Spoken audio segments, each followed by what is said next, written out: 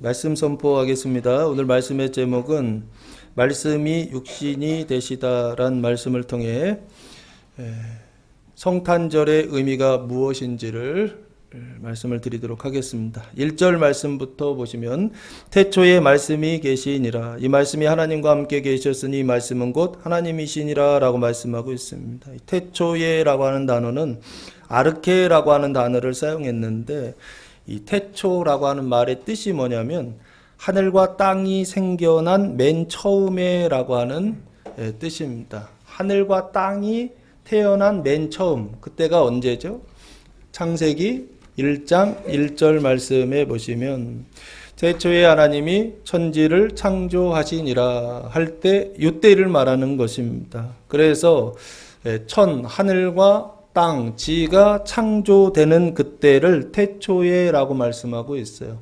그 하늘과 땅이 시작하는 때, 그때를 뭐라고 얘기하느냐라고 한다면 시간과 공간이 시작되는 때다라고 그렇게 말할 수가 있습니다. 하늘과 땅이 시작되는 건 눈에 보이는 것이고, 눈에 보이지 않는 의미로 이야기한다면 시간과 공간이 시작되는 때, 그때가 바로 뭐냐면 태초에라고 하는 말의 뜻입니다. 태초에 누가 계셨느냐면 말씀이 계셨다라고 말씀하고 있어요. 이 말씀이라는 단어는 로고스라고 하는 단어입니다. 로고스라고 하는 것은 이미 말해진 어떤 것이라고 하는 뜻을 가지고 있습니다. 그래서 이 로고스는 헬라 철학에서 두 가지 의미로 사용되는데, 첫째는 존재의 원리가 된다라고 설명하고 있고, 존재의 원리는 설계도 같은 거예요. 사람이 만들어졌을 때 그 사람의 설계도, 만물이 만들어졌을 때 그 만물의 설계도가 존재의 원리다라고 보시면 됩니다. 그리고 두 번째 의미는 행동의 원리다라고 말씀하고 있어요. 이 행동의 원리는 살아가는 원리이죠. 사람이 만들어질 때의 존재의 원리와 또한 그 만들어진 이후에 살아가는 그 원리가 바로 무엇이냐면 로고스, 말씀이다라고 그렇게 말씀하고 있습니다. 태초에 그 말씀이 존재의 원리와 행동의 원리가 되시는 말씀이 계셨다라고 하는 것입니다. 실제로 어디에 계셨는가 찾아보면 창세기 1장 3절에 시작됩니다. 하나님이 이르시되 빛이 있으라 하시니 빛이 있었고 라고 말씀하고 있는데, 여기 이르시되 나오죠.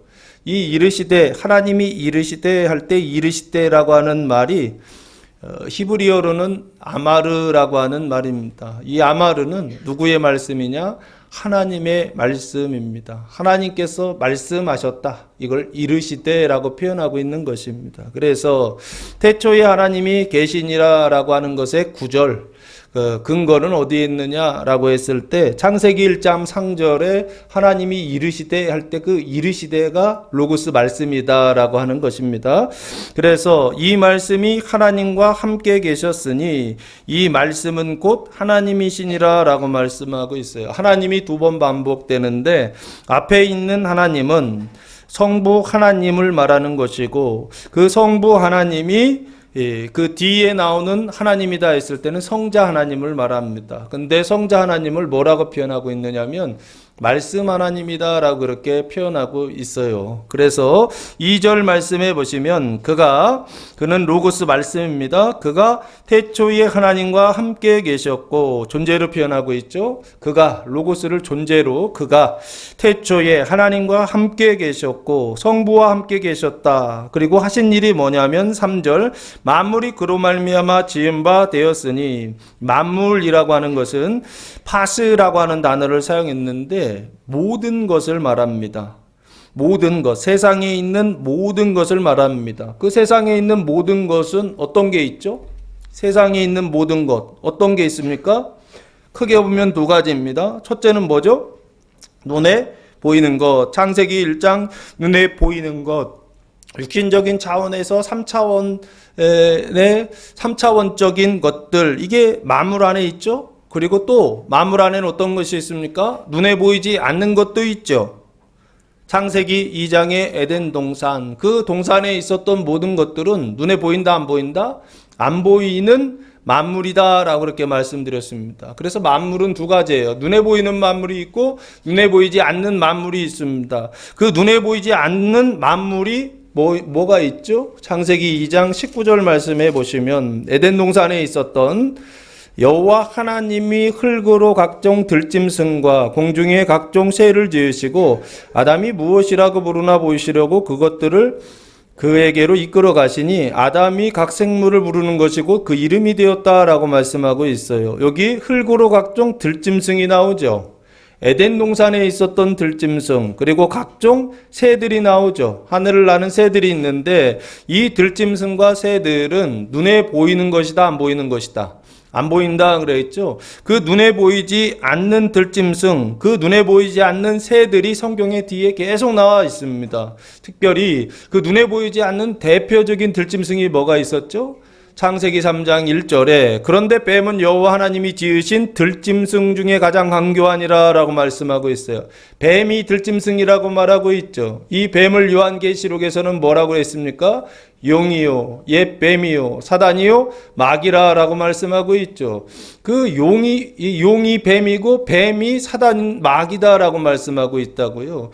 그러면 사단이나 마귀는 눈에 보이는 존재입니까? 안 보이는 존재입니까? 안 보이는 존재이죠. 영적인 존재이고 신적인 존재이죠. 그래서 창세기 1장에 나오는 들짐승이 있고 창세기 2장에 나오는 들짐승이 있는데 창세기 1장에 나오는 들짐승은 눈에 보이는 들짐승, 3차원 육체적인 들짐승이라고 한다면 이 창세기 2장에 나오는 에덴 동산에 있는 들짐승들은 눈에 보이지 않는 들짐승, 영적인 짐승, 그리고 신적인 짐승들, 이게 있다는 거예요. 그래서 여기 만물이 그로 말미암아 지은 바 되었으니, 그러니까 말씀으로 말미암아 지어졌다라고 하는 겁니다. 그 지어지는 건 뭐죠? 피조물이라고 그러죠. 그럼 만드는 건요, 창조자라고 그러죠.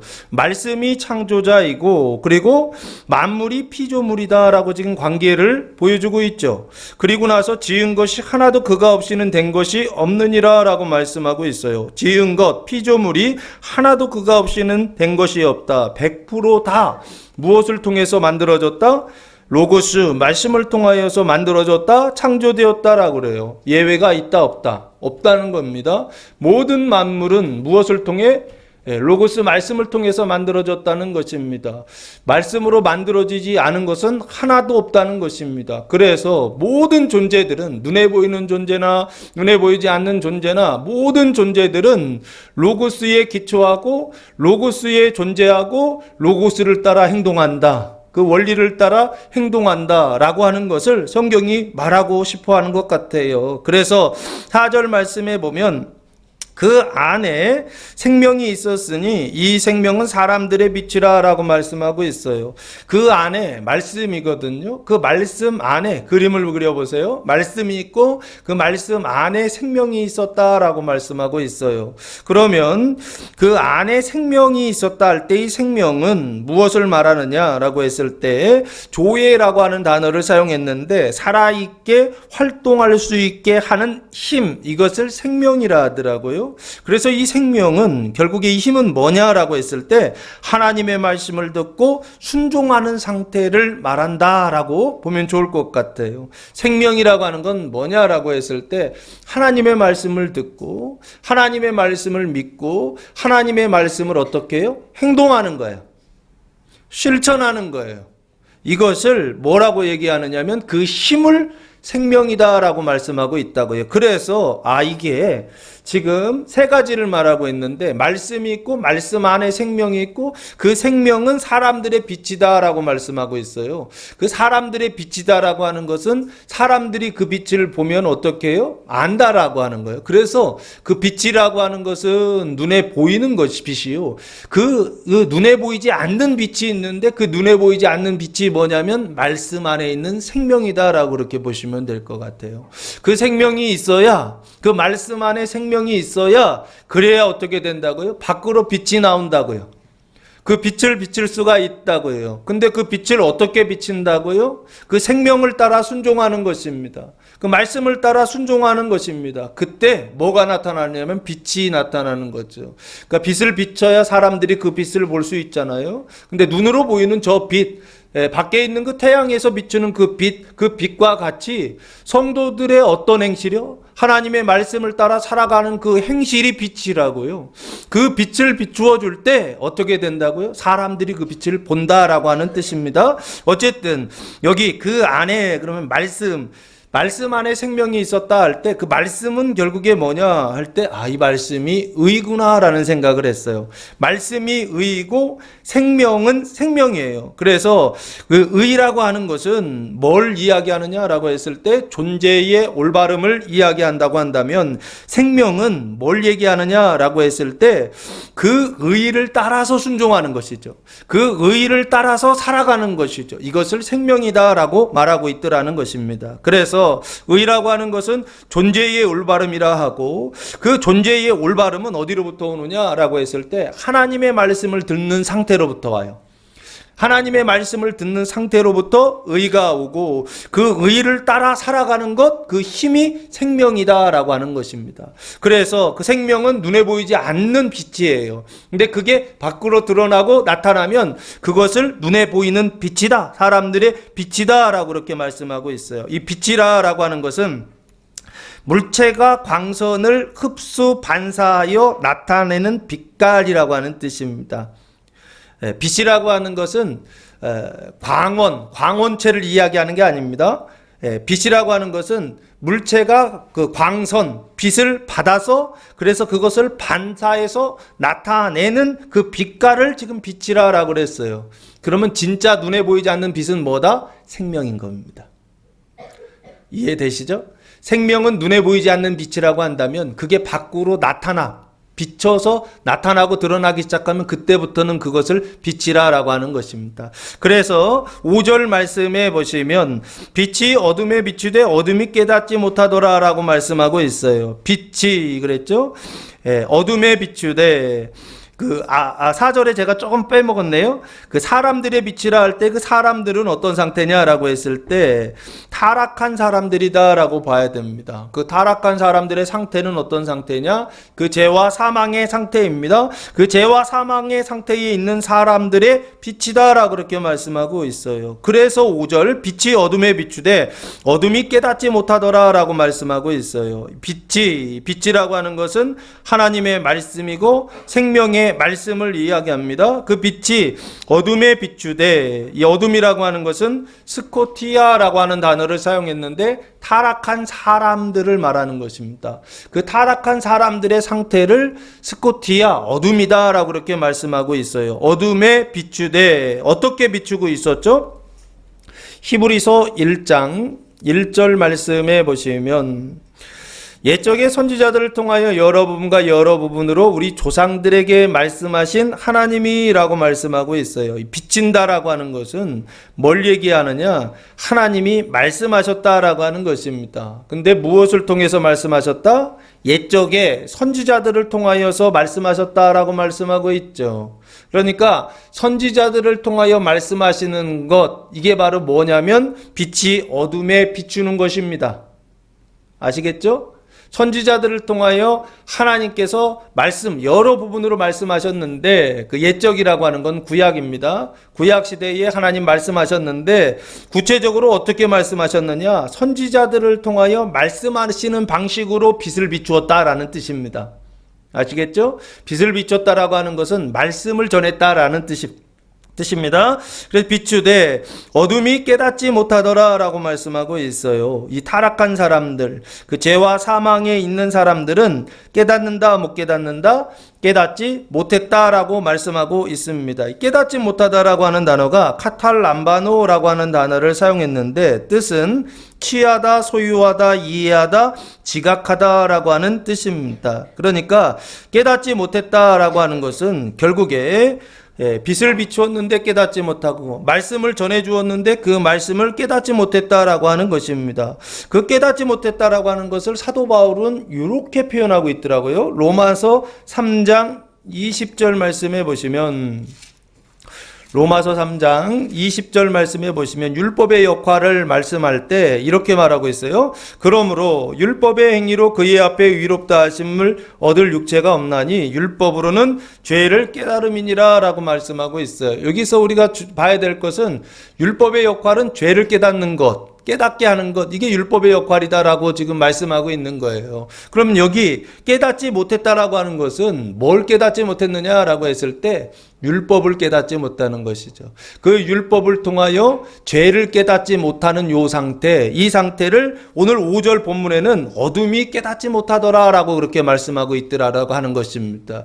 그걸 깨닫지 못해서 여전히 어떻게 했던 거예요? 자기의 행위를 통하여 의에 이르기 위하여 힘썼던 사람들, 이게 누구입니까? 유대인들이죠.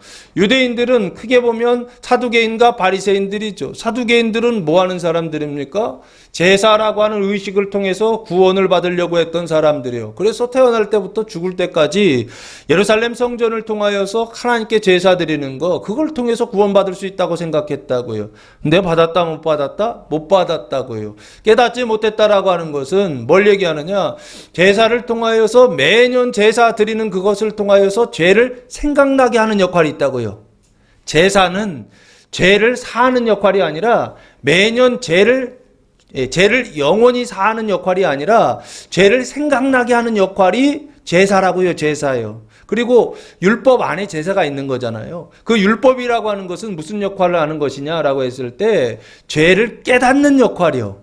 그것이 율법의 역할이었는데 유대인들은 실제적으로는 그렇게 하지 않고 죄를 깨닫는 것이 아니라 사람이 자기를 구원할 수 있다라고 하는 거, 이거 할 수 없다라고 하는 것을 깨달으라고 그걸 주신 것인데 유대인들은 그렇게 생각하지 않고 그거 지키면은 되는 줄 알고, 그거 지키면은 어떻게 해요? 의에 이르는 줄 알고 구원에 이르는 줄 알고 종교적으로 열심히 힘썼던 사람들, 그게 바로 누구냐면 유대인들이었다는 거예요. 여기요, 빛이 어둠에 비추되 어둠이 깨닫지 못했다라고 하는 것은 하나님의 말씀, 생명의 말씀을 비쳤다는 거예요. 언제? 구약시대에. 구약시대에 어떤 말씀이요? 율법이죠. 구약은 크게 보면 두 가지예요. 율법과 선지자라고 하는 하나님의 말씀, 이거밖에 없어요. 창세기부터 신명기까지가 율법이고요. 여호와서부터 그 뒤 끝까지가 다 선지자서다라고 그렇게 보시면 좋을 것 같아요. 이스라엘 사람들은 히브리 성경에서는 우리 성경하고는 조금 구분이 다릅니다. 근데 내용은 같아요. 그런데 히브리 성경에서는 타나크라고 그래서 율법과 선지자와 그리고 성문서, 거룩한 문서, 이렇게 세 가지로 나누어져 있습니다. 근데 제가 볼 때는 성문서도 예언서예요. 시편, 잠언, 전도서 이쪽 부분들이 성문서인데 그 내용들도 다 영감을 받아서 이야기했단 말이에요. 그럼 예언이에요. 그러니까 구약은 크게 보면 두 가지예요. 첫째는 율법, 두 번째는 예언, 이렇게 둘로 되어 있어요. 그런데 그 두 가지요, 지금 이 빛이 어둠에 비쳤다라고 하는 것은 하나님의 말씀인데 구체적으로 그 말씀이 뭐냐 하면은 성경에 나와 있는 구약의 말씀이다, 그 얘기예요. 그 구약의 말씀, 율법의 말씀, 그 선지자의 말씀을 통하여 어둠 속에 빛을 비추었다는 거예요. 말씀을 전해 주었다는 거예요. 그런데 그 어둠이 그걸 깨달았다 못 깨달았다? 깨닫지 못하고 이스라엘 백성들이 어떻게 했다는 거예요? 죄를 깨닫는 율법을 가지고 죄를 깨달으라고 하셨는데 죄를 깨닫는데 사용한 것이 아니라 어떻게 해요? 자기의 행위로 의에 이르려고 그렇게 힘쓰는 일들을 하더라는 거예요. 이 핀트가 완전히 잘못 맞았죠. 사람의 행위를 통하여서 구원받을 수 있다는 얘기를 하려고 하나님 말씀을 주신 게 아니라고요. 빛을 비춰준 게 아니라고요. 근데 이 사람들은 오해해서 어떻게 해요? 자기의 행위로 구원에 이르려고 했다라고 하는 것입니다. 그것을 5절에 빛이 어둠에 비추되 어둠이 깨닫지 못하더라라고 말씀하고 있어요. 그래서 여기까지 1절에서 5절까지 말씀해 보시면 결국에는 이게 책망하거나 질책하려고, 그들의 잘못을 지적하려고 깨닫지 못했다, 이 얘기를 하고 있는 게 아닙니다. 그 깨닫지 못하는 그때에도 빛은 어떻게 하고 있었다는 거예요? 계속 비추고 있었다라고 하는 것입니다. 그 말씀을 통하여 성탄의 의미 첫 번째는 무엇이냐면 깨닫지 못해도 계속 빛을 비추는 그 말씀을 비추는 성탄을 지금 5절까지 말씀하고 있다라는 것입니다. 그 성탄의 첫 번째 의미는 뭐냐? 말씀의 성탄인데 그 말씀의 성탄이 이루어져야 되는데 그 말씀의 성탄이 이루어진 거예요. 말씀이 성탄이 된 겁니다. 말씀이 태어난 거예요. 근데 그 말씀이 태어날 때에 그 사람들의 상태는 어떤 상태냐? 깨닫지 못하는 상태였다는 거예요. 그 깨닫지 못하는 상태에도 계속 말씀의 빛을, 그 생명의 빛을 비추고 계시더라라고 하는 것입니다. 이게 성탄의 첫 번째 의미다라고 하는 것입니다. 사랑하는 성도 여러분, 성경을 읽고 구약을 읽고 하나님의 말씀을 읽고 생명의 말씀을 읽고 이 성경책을 열심히 읽는데 하나도 깨달아지지 않을 때가 있다고요. 그때 포기하지 마시고 그때 절망하지 마시고 어떻게 하시라고요? 깨닫지 못해도 계속 포기하지 않고 하나님의 말씀을 비추는 이런 성탄절 한 주간 되시기를 예수님의 이름으로 축복합니다.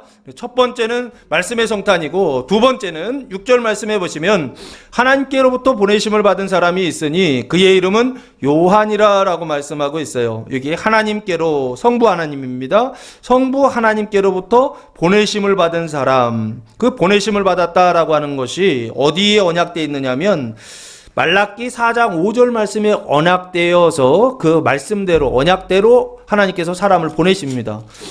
말라기 4장 5절 말씀에 보시면 하나님께서 이렇게 말씀하세요. 보라, 여호와의 크고 두려운 날이 이르기 전에 내가 선지자 엘리야를 너희에게 보내리니 라고 말씀하고 있어요. 하나님 보내시겠다고 약속하셨죠. 근데 누구를 보내신다고요? 선지자 엘리야를 보내시겠다라고 약속하고 있죠. 선지자 엘리야는 누구입니까? 구약에서 예언자들 중에 가장 큰 예언자죠. 이 엘리야예요. 이 사람 죽었습니까? 안 죽었습니까? 안 죽었죠. 뭘 타고 올라갔죠? 불말과 불병거를 타고 죽지 않고 어디에 올라간 사람? 하늘에 올라간 사람, 하나님 나라에 들어간 사람, 그 사람이 바로 누구라고요? 엘리야입니다. 그 엘리야를 하나님께서 보내주시겠다 그랬죠. 그래서 실제로 보내준 사람은 누굽니까? 세례 요한이 왔죠. 그래서 세례 요한은 엘리야의 영으로 왔다라고 보통 그렇게 이야기합니다. 그 엘리야가 와서 하는 일은 뭐냐? 그가 아버지의 마음을 자녀에게로 돌이키게 하고 자녀들의 마음을 그들의 아버지에게로 돌이키게 하리라라고 말씀하고 있어요. 돌이키는 것이죠. 그렇죠? 자녀의 마음을 아버지께 돌이키게 하고 아버지의 마음을 자녀에게 돌이키게 하는 거. 이 돌이키는 거를 뭐라 그럽니까? 성경에서 회개다라고 그렇게 말씀하고 있지 않습니까? 그러면 여기요 6절 다시 돌아오셔서 하나님께로부터 보내심을 받은 사람이 있으니 그 보내심을 받은 사람의 이름이 뭡니까? 그의 이름은 요한이라고 말씀하고 있어요. 그 요한이라고 하는 것은 그 요한 세례 요한이죠. 세례 요한을 말하는 것입니다. 예수님의 제자 사도 요한을 얘기하는 게 아니에요. 세례 요한을 말하는 것입니다. 그 요한이 하는 일이 무엇입니까? 7절 말씀에 보시면 그의 사명이 나와 있습니다. 그가 증언하러 왔으니 곧 빛에 대하여 증언하고 모든 사람이 자기로 말미암아 믿게 하려 함이라라고 말씀하고 있어요. 그가 세례 요한이 증언하러 왔으니 이 증언하다라고 하는 것은 말티리아라고 하는 단어를 사용했는데 증명하는 것입니다. 진술하는 것인데 뭐를 진술하느냐면 빛을 진술하는 겁니다. 빛을 증명하는 것입니다. 그 증언하러 왔으니 곧 빛에 대하여 증언하고 그러니까 빛에 대하여 증언하면 그래서 어떻게 돼요? 예? 빛에 대하여 증언하면 자녀들의 마음이 아까 그 하는 일이 있다고 그랬죠. 자녀들의 마음이 어떻게 되죠? 증언을 하면 마음이 돌이키게 되겠죠. 그렇죠? 자녀들의 마음이 돌이키게 하고 회개시키는 것이죠. 회개하고 그리고 이 모든 사람은 어떤 상태입니까? 어둠의 상태다 그랬죠. 죄와 사망의 상태다 그랬죠. 그 모든 사람이 자기로 말미암아 세례 요한으로 말미암아 믿게 하려 함이라라고 말씀하고 있어요. 이 믿다라고 하는 단어가 피스튜오라고 하는 단어를 사용했는데 믿다 맡기다, 신뢰하다라고 하는 뜻을 가지고 있습니다. 그리고 믿게 한다라고 하는 것은 결국에 영접한다, 받아들이게 한다라고 하는 것입니다. 그러면 모든 사람은 어떤 상태였어요? 어둠의 상태였죠. 그런데 믿고 받아들이는 거예요. 그 빛을 받아들이는 거예요. 그러면 그 모든 사람 안에 어둠이 있었는데 빛을 비춰요. 그 모든 사람의 그러면 마음은 어떻게 될까요? 빛으로 생명으로 채워지기 시작하겠죠. 그 일을 위하여 세례 요한을 하나님께서 보내셨다라고 하는 것입니다. 그러면 한번 생각해 보세요. 사람 속에 내 마음 속에 사망이 있어요. 그리고 내 마음 속에 어둠이 있어요. 이 사망과 어둠이 있는 상태에 있는 사람에게 증언하여서 믿고서 받아들여서 그 사람 안에 빛과 생명이 있는 상태, 이걸로 바꿔주는 거거든요. 그러면 우리 안에 빛과 생명이 있어요. 이게 뭐예요? 성경에서 말하는 우리의 마음속에 빛과 생명이 있다고요. 이걸 뭐라 그러죠? 성경에서 이게 집이라고 해요. 집. 그렇죠? 생명의 집이죠. 빛이 우리 안에 들어오면 그 빛, 우리 마음이나 이 몸이 뭐가 돼요? 빛을 담고 있는 그릇이잖아요. 그렇죠? 그래서 집이 된다고요. 하나님의 집이라고 하는 말은 뭐냐라고 했을 때 사람이 그 안에 생명을 담고 있는 거예요. 사람이 그 안에 빛을 담고 있는 거라고요. 그것을 하나님의 집이라고 그러고 그 하나님의 집이 거룩해져요. 그럼 그걸 뭐라 그럽니까? 성전이라고 합니다. 성경에서 하나님의 집이요 너희는 하나님의 성전이다 라고 말하는 이유는 왜 그러냐? 이 안에 생명이 있기 때문에 그래요. 우리의 마음속에 하나님의 빛이 있기 때문에 그것을 하나님의 성전이다 라고 그렇게 표현하고 있는 것입니다. 그러면 하나님이 집이 되게 하려 함이고 하나님의 성전이 되게 하려 함이다 라고 말씀하고 있는 게 아닌가 싶습니다. 8절 말씀에 보시면 그는 이 빛이 아니요 이 빛에 대하여 증언하러 온 자라 라고 말씀하고 있어요. 세례 요한은 이 빛, 생명의 빛, 하나님의 빛, 말씀의 빛 아니다 라고 말씀하고 있어요. 그러면 세례 요한은 누구냐? 이 빛에 대하여 증언하러 온 자다 라고 말씀하고 있어요. 8절에서 이 빛이 나오죠. 빛이 뒤에 보시면 빛이 계속 나옵니다. 그런데 뒤에 나오는 그 빛과 요 빛은 좀 달라요. 9절에 나오는 참빛, 그 세상에 와서 각 사람에게 비추는 빛이 있었나니 할 때 이 빛은 8절의 빛과 다르다고요. 그 8절의 빛은 구약과 율법의 빛이다라고 그렇게 보셔야 됩니다. 그 빛에 대하여 증언하러 온 자다라고 그랬습니다. 그러면 빛은 무엇입니까? 빛을 비추는 존재이죠. 이걸 발광체라고 합니다. 그리고 그 빛을 증언하는 자는 뭐죠? 이거를 반사체라고 그래요. 그러니까 물리적인 세상에서도 발광체가 있죠. 빛을 비추는 어떤 상태예요. 태양이 그렇지 않습니까? 태양을 발광체라고 그럽니다. 그리고 달은요. 달은 반사체라고 그래요. 달 자체로는 빛을 비출 수가 있어요? 없어요? 없습니다.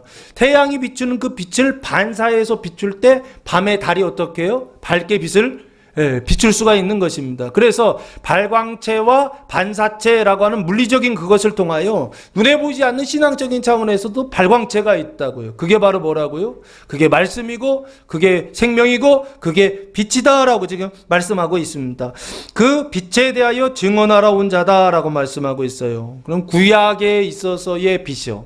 구약에 있어서의 생명이요. 구약에 있어서의 말씀, 그 말씀에 대하여 증언하러 온 자, 그게 바로 누구냐면 세례 요한이다라고 말씀하고 있어요. 이 얘기를 하는 이유는 뭐냐라고 했을 때 5절까지는 구약 얘기였거든요. 근데 6절부터는 이제 신약을 지금 이야기하고 싶었던 거예요. 신약에서 진짜 빛이 왔다라고 하는 거, 이 얘기를 하고 싶었던 거예요. 그래서 9절 말씀해 보시면 참빛이라고 되어 있죠. 참빛이라고 하는 단어는 알레디도스라고 하는 단어를 사용했는데 진짜 빛이다라고 하는 것입니다.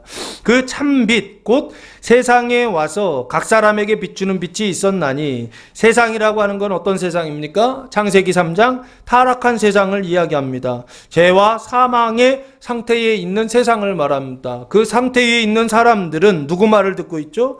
뱀의 말을 듣고 그 뱀의 말에 복종할 수밖에 없는 세상을 말합니다. 그 세상에 와서 각 사람에게, 아까 어둠이라고 그랬죠. 그 어둠, 뱀의 말을 듣고 있는 사람들에게 비추는 빛이 있었나니 라고 말씀하고 있어요. 참 빛이 와서 비추고 있었다는 것입니다. 이 비추는 빛이 생명의 빛을 이야기하는 것이요. 이 빛이 친약, 복음의 빛을 말하고 있는 것입니다. 그러니까 8절까지는 구약의 빛을 이야기하고 9절부터는 신약의 빛, 그 복음의 빛을 지금 말하고 있습니다. 그러면서 10절 말씀해 보시면 그가 세상에 계셨으며 세상은 그로 말미암아 지은 바 되었으되 세상이 그를 알지 못하였고 라고 말씀하고 있어요. 그가 말씀입니다. 세상에 계셨으며 세상은 그로 말미암아 지은 바 되었으되 그 1절과 앞에 세상 3절 그리고 세상이 그를 알지 못했다 5절 이걸 지금 반복하고 있죠. 예, 요 반복하는 이유는 뭐냐라고 했을 때 11절을 말하고 싶어서 그래요. 예, 그 세상이 알지 못했다라고 하는 건 구약 시대에는 알지 못했다는 것입니다. 근데 11절 말씀해 보시면 자기 땅에 오매 자기 백성이 영접하지 아니하였으나 라고 말씀하고 있어요. 여기 자기 땅이라고 하는 단어가 영어로는 이 his own이라고 되어 있더라고요. 그의 소유, 그의 것이라고 되어 있더라고요. 근데 번역은 그가 자기 땅이라고 그렇게 번역을 해놨어요. 그래서 헬라어로 이렇게 찾아봤으니 에이스 타 이디아라고 하는 단어를 사용했더라고요. 이 타라고 하는 게 이 중성 복수를 문법적으로 보면 중성 복수입니다. 그리고 이디아라고 하는 단어가 자기 자신의 뭐 이런 뜻이에요. 그러니까 자기 자신의 것 이런 뜻이에요. 그리고 그 뒤에 자기 백성이라고 하는 번역도 원래 번역으로 하면 호이 이디 오이라고 되어 있어요. 예, 자기 자신의 사람들이란 뜻이에요. 그래서 이것을 번역을 자기 땅에 오매 자기 백성이 영접하지 않았다 이렇게 번역해 놨는데 공동 번역에서는 이 자기 땅을 나라다라고 그렇게 번역했더라고요. 그러니까 말씀의 것, 말씀의 소유, 말씀의 소유라고 하는 뜻이에요. 그러니까 그 땅이라고도 번역하고 나라라고도 번역해요.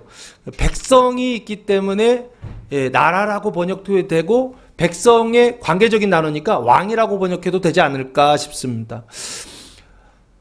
이게 이 말 자체가 이 번역 자체가 제가 볼 때에는 번역 자체가 조금 더 이렇게 번역하는 게 낫다는 거예요. 나라라든지 왕으로 번역하는 게 더 나아요. 근데 땅이라고 번역을 해놨더라고요. 어쨌든 자기 땅에 오매라고 그랬어요. 그러면 자기가 참빛이거든요. 그 참빛의 땅, 그 참빛의 나라, 그 참빛의 나라의 오매, 땅의 오매에 자기 백성이 영접하지 않았으나, 그러니까 땅도 그 참빛의 것이고 그 백성들도 사람들도 그 참빛의 것이었다라는 것입니다. 그런데 영접하지 아니하였다는 것입니다. 시대적으로 보면 언제일까요? 이건 구약이 아닙니다. 신약을 이야기하는 것입니다. 예수님 오셨어요. 오셔서 그래서 빛을 비추고 있는 진짜 빛이 빛을 비추고 있는 그 시대를 말하는 것입니다. 영접하지 아니하였으나 그래서 이 자기 백성이 영접하지 않았다라고 하는 것은 영적으로는 자기 백성인데 육신적으로는 이 왕을 영접하지 않는 그 빛을 영접하지 않는 그런 육적 이스라엘 백성들을 말하는 것이 아닌가 싶고요. 이 육적 이스라엘 백성들은 참 빛의 왕을 영접하지 않는다라고 11절에서 말씀하고 있습니다. 그러면서 11절 말씀해 보시면 영접하는 자, 곧 그 이름을 믿는 자들에게는 하나님의 자녀가 되는 권세를 주셨으니 라고 말씀하고 있어요. 영접하는 자, 곧 그 이름을 믿는 자. 그러면 영접하는 자가 믿는 자입니다. 영접한다라고 하는 것은 받아들인다는 것입니다. 그 이름, 참빛의 이름을 얘기합니다. 그 참빛의 이름이 뭐죠? 요한복음 1장 17절 말씀해 보시면 율법은 모세로 말미암아 주어진 것이요 은혜와 진리는 예수 그리스도로 말미암아 온 것이다 라고 말씀하고 있어요. 여기 그 참빛이라고 하는 것은 결국에 누구를 이야기하느냐? 예수 그리스도를 말씀하고 있는 것입니다. 그 예수님의 이름이요 참빛의 이름을 믿는 자들에게는 하나님의 자녀가 되는 권세를 주셨다라고 말씀하고 있어요. 굳이 오늘 본문에 예수님의 이름이 등장하지 않아요. 이게 다 예수님에 대한 얘기예요. 태초에 말씀이 계셨다도 예수님이고 그 안에 생명이 있었다는 것도 예수님이고 그분이 빛이다 이것도 다 예수님입니다. 근데 굳이 왜 이렇게 예수라고 한마디로 그냥 쉽게 쓰면 되는데 안 쓰고 이렇게 어렵게 썼을까라고 했을 때 예수의 내용이 뭐냐? 예수의 의미가 뭐냐? 예수가 성탄했는데 그 성탄의 의미가 무엇인지를 말씀이요, 생명이요, 빛이다라고 하는 그것을 통해서 지금 설명하고 있는 것입니다. 이게 성탄이라는 거예요. 이게 예수라고 하는 거예요. 이 성탄을 우리가 기념해야 되는데 실제적으로 우리는 그거 별로 관심이 없어요. 그냥 쉽게 신앙생활 그냥 예수를 믿으면 끝이지. 근데 그 예수가요, 성경에서 말하는 예수를 얘기하는 게 아니라 그냥 자기가 생각하는 예수요. 자기가 믿고 싶은 예수요. 그 예수를 믿으려고 한다는 거예요. 그리고 성탄절도 그런 성탄절을 보내려고 한다라고 하는 것입니다. 이 사도 요한이 일부러 요한복음에 이렇게 어렵게 쓴 이유는 제가 볼 때 그거예요. 너네가 믿고 싶은 대로 믿으면 안 된다는 것이죠. 성경이 말하는 대로 믿어야 된다는 거예요. 성탄절을 지냈는데 그 성탄절이 너희가 하고 싶은 대로 하면 안 된다는 거예요. 성경이 말하는 대로 그 성탄절의 의미를 받아들여야 된다라고 하는 것입니다. 그래서 이렇게 힘들게 말하고 있는 게 아닌가 싶어요. 영접하는 자, 그 이름을, 참 빛의 이름을 믿는 자들에게는 하나님의 자녀가 되는 권세를 주셨으니 라고 말씀하고 있어요. 이 하나님의 자녀가 되는 권세를 주셨다라고 했을 때 이 하나님의 자녀가 되는 권세를, 그러면 구조적으로 보면 결과적이죠. 하나님의 자녀가 된단 말이에요. 근데 하나님의 자녀가 되려면 바로 전에 뭘 해야 되냐면 영접하고 믿어야 된다 그랬죠. 그러면 영접하고 믿기 전의 상태는 뭐냐고요. 그러면 어떤 자녀에서 하나님의 자녀가 되는 것이죠. 그럼 그 어떤 자녀가 뭐냐고요.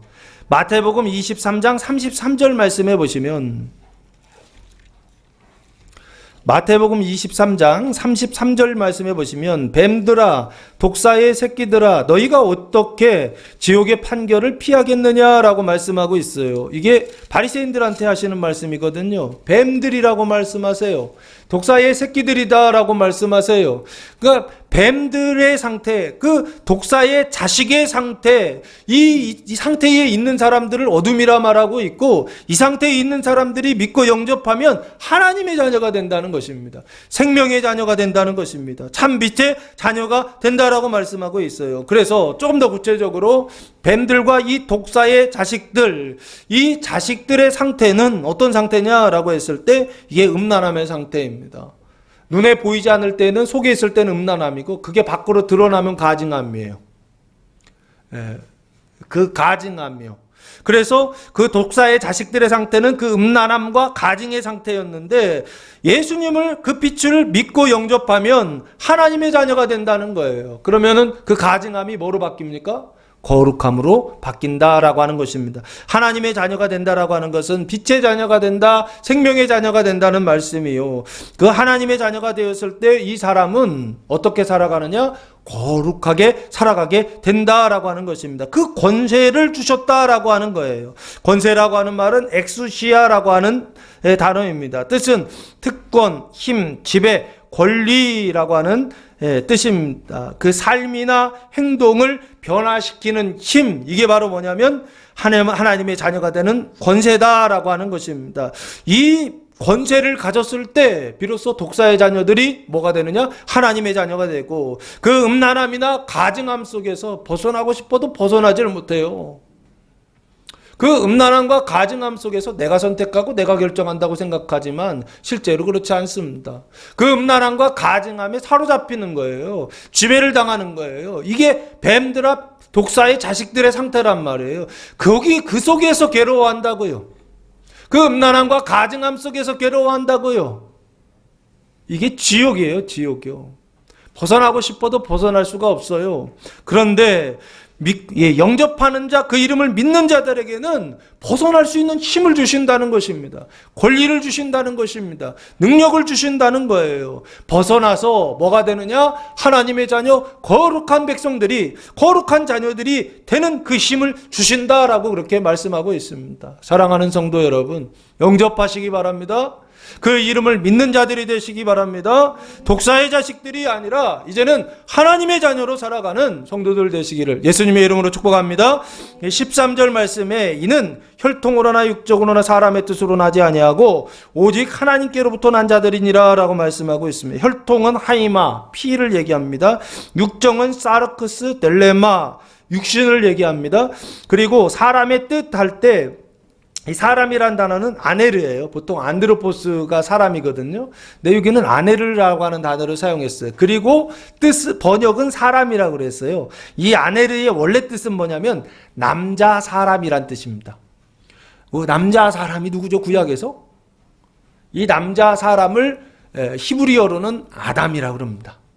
그러니까 이 아네르는 누굴 얘기하느냐라고 했을 때 아담을 얘기해요. 아담의 사람의 뜻 할 때 이 뜻이라는 단어는 똑같이 델레마인데 그 사람의 씨입니다. 씨. 사람의 씨, 아담의 씨를 이야기합니다. 이 아담이라고 하는 것이 살과 피를 얘기해요. 여기 하이마, 혈통, 피라고 그랬죠? 육정, 사르크스, 육이에요. 그 살과 피, 우리가 여기 순서가 바뀌어 있어요. 피, 살 이렇게 돼 있어요. 피와 살, 그리고 사람의 뜻 이렇게 돼 있거든요. 그런데 이게 다 뭐냐면 아담이에요. 아담이 살과 피예요. 그 아담의 뜻, 아담의 씨, 띠로 나지 아니었다라고 말씀하고 있어요. 이것을 사도 바울은 뭐라고 얘기하느냐면 고린도전서 15장 45절 말씀해 보시면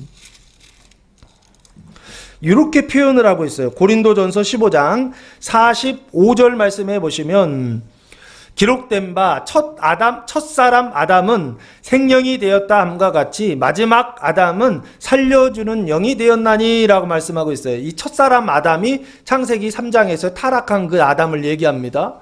그런데 그 뒤에 마지막 아담이라고 하는 단어가 나오죠. 이것 때문에 이 본문 지금 찾아드린 거예요. 첫 아담이 있고 마지막 아담이 있다고요. 처음 아담이 있고 마지막 아담. 처음 아담은 타락해가지고서 뱀의 말을 듣고 타락했는데 이 마지막 아담은요.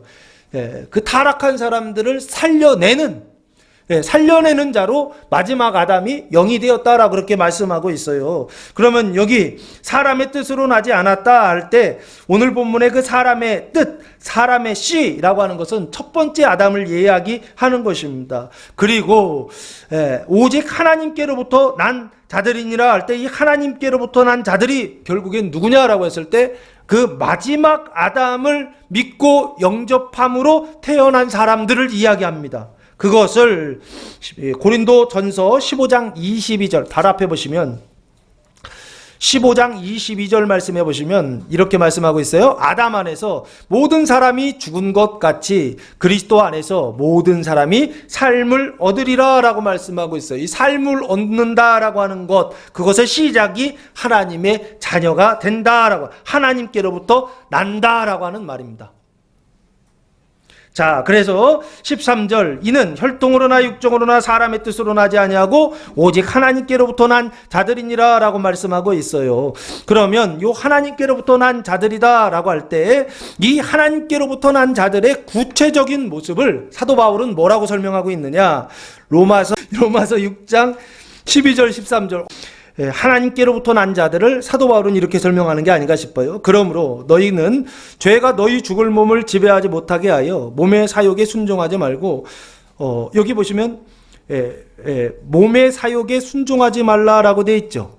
그리고 나서 13절 또한 너희 지체를 불의의 무기로 죄에게 내주지 말고 오직 너희 자신을 죽은 자 가운데서 다시 살아난 자 같이 하나님께 드리며 너희 지체를 의의 무기로 하나님께 드리라 라고 말씀하고 있어요. 이게 오늘 본문의 하나님께로부터 난 자들을 말하는 것입니다. 하나님께로부터 난 자들은 뭐냐? 그 지체를, 너희 지체를 하나님께 드리는 거예요. 이것을 그 뒤에 또 뭐라고 말씀하고 있냐면 19절 말씀해 보시면 아주 구체적으로 이렇게 말하고 있어요. 지체를 하나님께 드리는 게 뭐냐?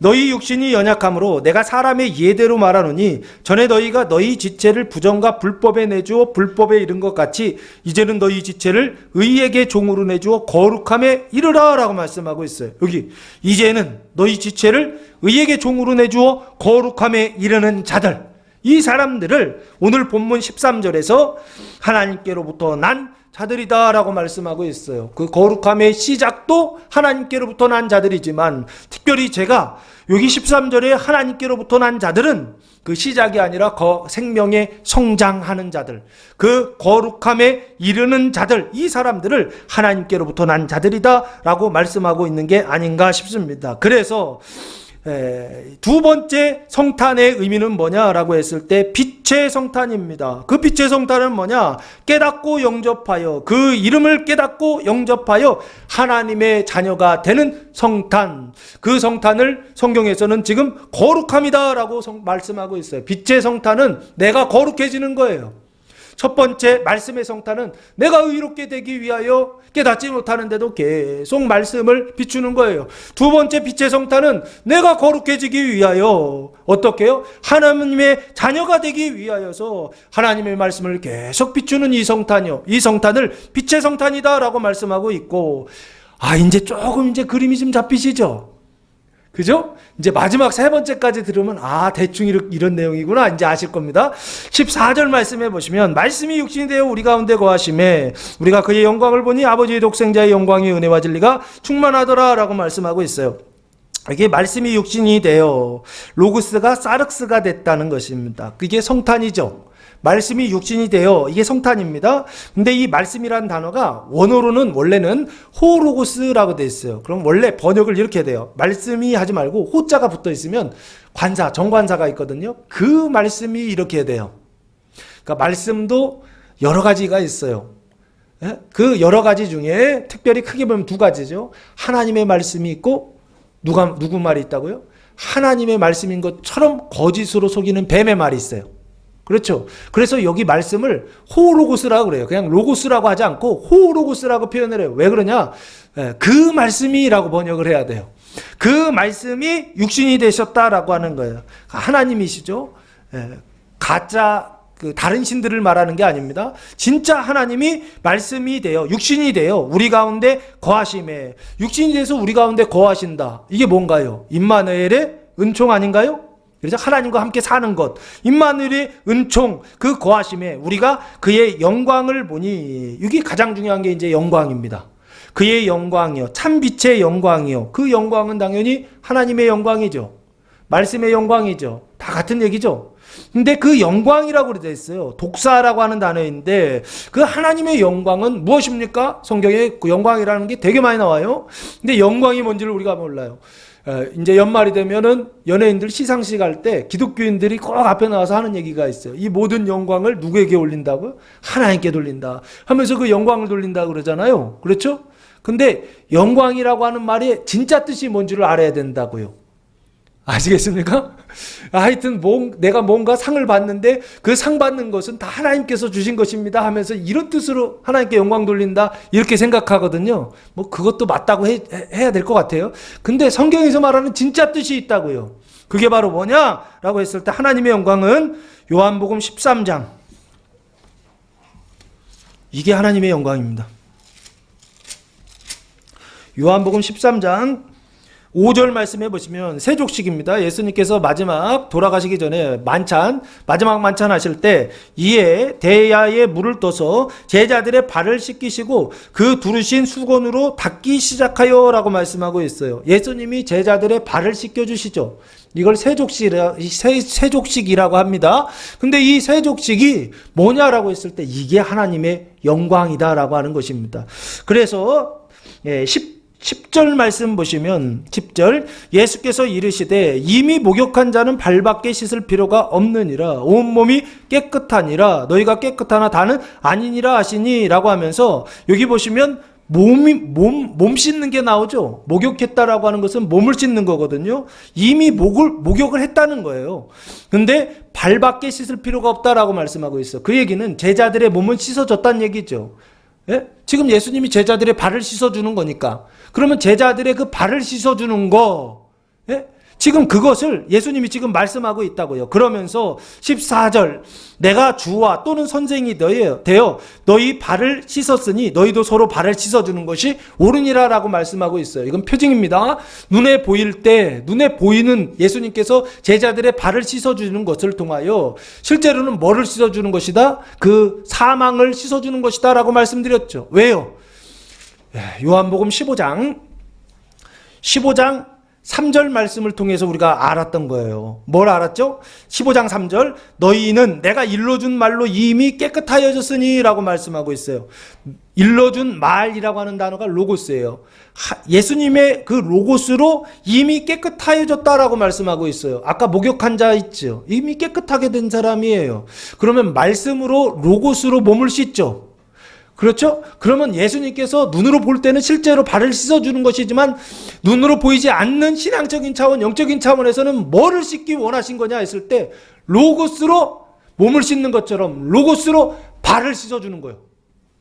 이게 요한복음의 핵심이고 이게 오늘 본문에서 이야기하는 하나님의 영광이요. 그 하나님의 영광의 내용이 뭐냐라고 했을 때 믿지 않는 사람의 죄를 씻어주고 믿는 사람들의 그 사망을 씻어주는 것. 이게 하나님의 영광의 내용이다라고 하는 것입니다. 그 영광을 보니 아버지의 독생자의 영광이요 라고 되어 있어요. 그러면 아버지의 성부 하나님입니다. 독생자는 누굽니까? 예, 모노게네스라고 하는 단어를 사용했는데 아들은 아들이에요. 근데 어떤 아들이죠? 유일한 아들이에요. 그 독생자의 영광이다라고 말씀하고 있어요. 왜요? 이게 과거이기 때문에 그래요. 그때는 아들이 하나밖에 없었어요. 왜 하나밖에 없었죠? 다 죄와 사망의 상태 속에 있었기 때문에 그렇습니다. 근데 지금은요? 그때는 독생자였어. 근데 지금은요? 지금도 독생자인가요? 아니죠. 왜 아니죠? 히브리서 2장 11절 말씀해 보시면 예수님께서 2장 11절에 이런 말씀이 나옵니다. 거룩하게 하시는 이와 이게 하나님이세요. 거룩함을 입은 자들이 이게 성도들입니다. 다 한 근원에서 난지라 그러므로 형제라 부르시기를 부끄러워하지 아니하시고 이게 예수님이세요. 거룩하게 하시는 이 하나님이신데 어떤 하나님이냐? 이게 성자 하나님이세요. 예수님이세요. 한 근원에서 났다라고 되어 있잖아요.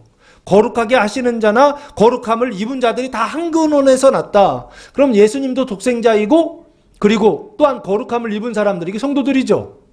예수를 믿고 거룩한 그 길을 걸어가는 사람들, 그 말씀을 따라 살아가는 사람들, 이 사람들을 지금 이야기하고 있다고요. 이 사람들을 지금 형제다라고 예수님 말씀하신다고요. 형제라고 하는 얘기는 예수님한테는 형제이고 하나님 입장, 아버지 입장에서 볼 때에는 형제가 많아. 예수님의 형제가 많아. 그러면 하나님 입장에서 보면 아버지 입장에서 보면 자녀가 많다는 얘기죠. 아시겠습니까? 옛날에 요한복음 1장을 쓸 때에는 하나님의 아들이 하나밖에 없었어요. 그래서 독생자, 하나님의 독생자의 영광이다라고 말하고 있다고요. 근데 지금은요. 독생자가 아니라 형제들이 많이 생겼죠. 그 한 근원에서 난 사람들, 하나님으로부터 난 사람들이 많이 생겼죠. 그래서 하나님의 생명을 이 안에 담은 사람들이요. 예? 그 하나님의 아들들이요. 하나님의 자녀들이요. 그래서 저는 이것을 독생자의 형제들이다라고 봐야 되지 않는가. 예수님이 독생자가 형제들이다라고 그렇게 부르셨으니까 그러면은 이 형제들을 뭐라고 해야 될까? 독생자의 형제들이죠. 그렇죠? 그 독생자의 형제들, 그 형제들이 그 형제들의 영광을 나타내는 그런 성탄절 되시기를 예수님의 이름으로 축복합니다. 예? 예수님의 그 영광을 나타내셨던 것처럼 예수님께서 영광을 나타내셨던 것처럼 그 독생자의 영광을 나타내셨던 것처럼 마지막 성탄의 의미는 뭐냐? 그 독생자의 형제들이 영광을 드러내고 그 영광을 나타내는 이런 성탄절 이 되어야 한다라고 하는 것입니다. 은혜와 진리가 충만하다라고 말씀하고 있어요. 이 은혜라고 하는 것은 카리스입니다. 호의, 기쁨이라고 하는 뜻이에요. 보통 기쁨은 언제 시작하느냐 했을 때 예수 믿고 칭의했을 때, 칭의 중생했을 때 오는 게 이 기쁨입니다. 그리고 진리가 충만하다 할 때 이 진리는 알레테이아라고 하는 단어를 사용했는데 이 진리 보통 예수님께서 나는 길이요 진리요 생명이다 예수님을 지칭할 때도 있어요. 근데 여기에서의 진리는 요한복음 15장 26절 말씀의 진리가 아닐까 싶어요. 요한복음 15장 26절 내가 아버지께로부터 너희에게 보낼 보혜사 곧 아버지께로부터 나오시는 진리의 성령이 오실 때에 그가 나를 증언하실 것이요. 이 진리의 성령이 있죠. 보혜사, 그 보혜사가 진리의 성령이다라고 그렇게 말씀하고 있죠. 그 진리의 성령, 그래서 저는 이게 진리가 성령이에요. 성령이요. 그 성령을 17장 17절 말씀해 보시면 17장 요한복음 17장 17절 그들을 진리로 거룩하게 하옵소서. 아버지의 말씀은 진리니다 라고 말씀하고 있어요. 말씀이 있고로 진리다 라고 말씀하고 있죠. 성령이 진리다, 말씀이 진리다, 그렇죠? 그래서 왜 이게 뭐 둘 다 진리다라는 얘기인가 봤더니 에베소서 6장 17절에 이제 마치 충돌하는 것처럼 보일 수 있어서 에베소서 6장 17절 말씀해 보시면 구원의 투구와 성령의 검 곧 하나님의 말씀을 가지라 라고 말씀하고 있어요. 여기 보시면 성령의 검이 하나님의 말씀이다 라고 되어 있죠. 이해되십니까? 그러니까 성령이 하나님의 말씀이다. 성령이 진리고 말씀이 진리고 성령이 하나님의 말씀이다. 이게 다 같은 거다, 지금 하나다라고 지금 말씀하고 있어요. 그래서 마지막 성탄의 의미는 뭐냐? 영광의 성탄을 말하는 것이요. 그 영광의 성탄은 뭘 얘기하느냐? 형제들의 영광을 나타내는 성탄. 형제들의 발을 씻어서 그 사망을 씻어주는 성탄. 이것이 바로 세 번째 성탄의 의미다라고 하는 것입니다. 사랑하는 성도 여러분, 여러분이 의롭게 되고 거룩하게 되고 그럼 마지막으로 하나님의 성령을 받아서 형제들의 그 죄와 사망까지도 씻어주는 이런 성탄절 되시기를 예수님의 이름으로 축원합니다. 기도하겠습니다. 사랑과 은혜가 풍성하신 아버지 하나님, 감사와 찬송과 영광을 올려드립니다. 인자가 성탄하는 말씀이 육신이 되시다라고 하는 복음이 선포될 때 그 말씀을 믿고 따름으로 성탄의 은총이 가득한 교회와 성도들 되게 하옵소서. 이제는 우리 주 예수 그리스도의 은혜와 하나님 아버지의 무한하신 사랑하심과 성령의 교통하심이 사랑하는 성도들 머리에와 가정에와 교회 위에 이제로부터 영원토록 함께 하시기를 간절히 축원하옵나이다. 아멘.